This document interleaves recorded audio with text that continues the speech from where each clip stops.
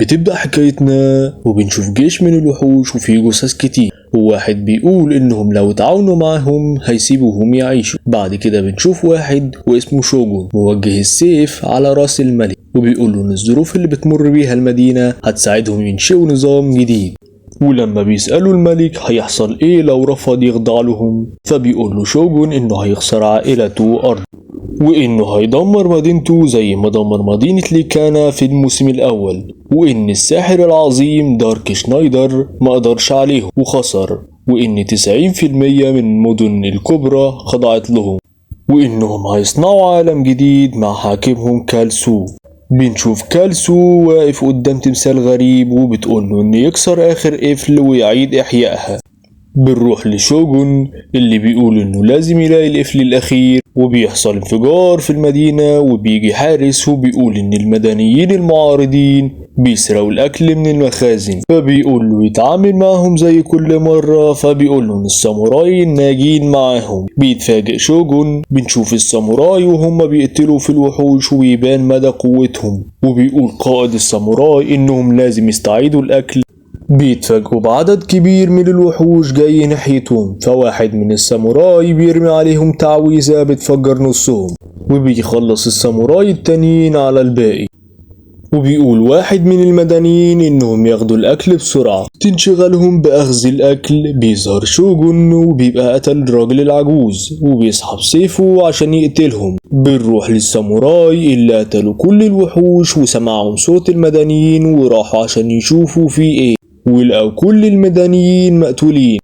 بيغضب واحد من الساموراي على اللي عمله شوجون وبيحاول يهاجمه، بس اصحابه بيوقفوه. بيسأل قائد الساموراي شوجون عن جيشه وانه مش هيقاتلهم لوحده، فبيقول له ان الساموراي عندهم قانون يمنع مواجهتهم كلهم لشخص واحد، يطلب منهم الانضمام ليهم، بس بيقول له انهم عندهم معلم واحد وان من واجبهم ينتقموا له، وبيستعد انه يواجهه. فبيسألوا شوجون عن اسمه، فبيقول له انه اسمه جوشوا. بيهاجم جوشوا شوجون وبيقطع حتة من درعه، بس بيمدحوا شوجون عشان قدر يتفادى سيفه، وبيطلع شوجون كسر درع جوشوا، وبيقول واحد من الساموراي ان هي دي قوة شوجون. بيقول له شوجون انه يعرفه، بس بيغضب الساموراي منه، فبيفكروا جوشوا انه بيواجهه. وقبل ما يهجم عليه تاني بتظهر واحدة وبتوقفهم واسمها كاي هار، وبتقول له ان حتى لو قتل شوجون هيخسر الساموراي معلمهم الجديد، وان هي اللي هتقاتل شوجون. وبيوافق، وبيقول شوجون ان القادة التلاتة والساموراي اعداء، ازاي يتحالفوا؟ فبتقول له ان ده بفضل شخص معين. بيتفاجئ شوجون وبيقول واحد من الساموراي ان كاي عندها المقومات اللازمة عشان تهزم شوجون، وبتقول كاي ان البرد اللي سببه سحر كالسو اتسبب بفساد المحاصيل، وان الوحوش بقت تتمشى عادي وسط الناس. وبتقول له انه ما فكرش ان طرق كالسو غلط، فبيقول لها ان التغيير مؤلم، فبتقول له انهم مجانين. فبيغضب شوجون عشان هانت كالسو وبيهجم عليها وبيشع السيف بتاعه بالضوء وبيسدد لها ضربة بترميها على الارض. بيتفاجئ الساموراي من قوته وانهم ما قدروش يشوفوه وهو بيتحرك. بيقول جوشوا لكاي تهرب، بيثني عليها شوجون عشان قدرت تتفادى ضربته وبيهجم عليها تاني، بس كاي بتهاجمه بتعويذة بتحجره وبتقوله ان السحرة التلاتة اقوى من الساموراي. بيكسر شوجون التعويذة وبيحاول يهاجمها، بس بيظهر حاجز بيمنعهم من القتال. بيقول شوجون ان الكهنة هما اللي يقدروا يرموا تعويذة زي دي. بتظهر يوكو البنت الصغيرة من الجزء الاول وهي اللي رمت التعويذة. بتقول يوكو انهم لازم ينسحبوا قبل ما توصل التعزيزات. بيتفاجئ شوجون انها عايشة وبيعجبه جمالها.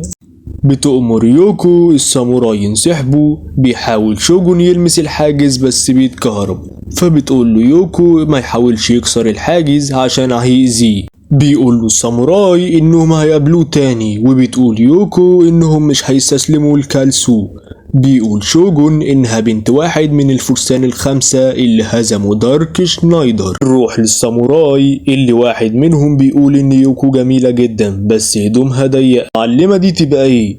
اللي هو صباح الفل يعني، دي مش لابسة حاجة. بتقول كاي إنها مش متهورة زي شين ما قال لها. بنشوف الساموراي قاعدين بياكلوا وبيتكلموا عن اللي حصل مع شوجون، وبيقولوا إن قوة يوكو مذهلة. بيفتكر زيون اللي قاله شوجون وبيغضب، وبيقول إنه هينتقم لواحدة اسمها ماري. بنروح لجوشوا وكاي اللي بيقولوا إن يوكو بقت أقوى وأتقنت تعويذات الكهنة، وبيقول الشخص التاني ان ده حصل بسبب عزمها على القتال، وبيقول ان لازم ينتقموا من كالسو. وبيفتكر لما جت يوكو من سنتين، بيفتكروا ان في دخيل، ولما بيفتحوا الباب بيلاقوا يوكو وهي شايلة لوسيان وبتطلب منهم ينقذوه. بنروح ليوكو اللي بتفتكر اللي حصل لأصحابها وبتقول انهم اكيد عايشين. بيحاول واحد من الساموراي يبص على يوكو وهي بتستحمى. بتحس يوكو بحد بره بتفكره الساموراي، وبتفتح الباب بس بتلاقيه لوسيان.